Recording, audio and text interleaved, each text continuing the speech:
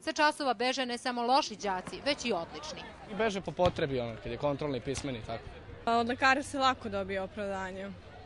Boli nas glava, stomak, kažemo i to. Obično se provodi vreme u školskom dvorištu ili negde izvan škole. Obično su to neki kafići ili kladionice. Roditelji srednjoškolaca za to najčešće i ne znaju, jer, kako kažu profesori, ne sarađuju dovoljno sa školom.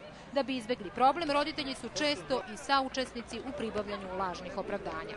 Kad pozovete nekog, imate problema, roditelj kaže ja ne mogu da dođem u školu jer ću ostati bez posla. Nekad roditelj kaže ma da, on je bio bolestan, samo molim vas kažite mi datume kad je bio bolestan pa ću ja to jer ja imam otvoreno opravdanje. Da problem poprima ozbiljne razmere svedoče i sve češće lažne dojave o postavljenoj bombi u školi. To se nažalost dešava čak i u osnovnim školama.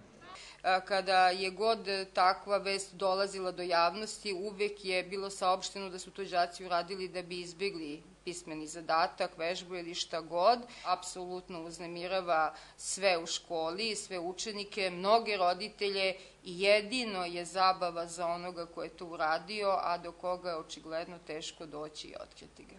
Psiholozi upozoravaju da je bežanje sa časova osnova kasnijih problematičnih ponašanja. Provedeno vreme van škole, kada ga oni organizuju u igraonicama, kladionicama, sa vršnjacima kod kuće ili gledajući televiziju, sasvim je nevažno. To je početak drugačije organizacije vremena i početak jedne priče o tome o ličnoj odgovornosti.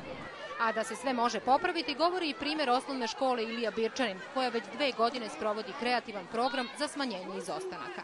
Učenici su uređivali školsko dvorište, pravili panoe unutar škole, farbali ogradu, smanjivali svoj broj neopravdanih izostanaka jer su na taj način razvijane njihove i estetske i kulturne, a ono što je nama najvažnije radne navike.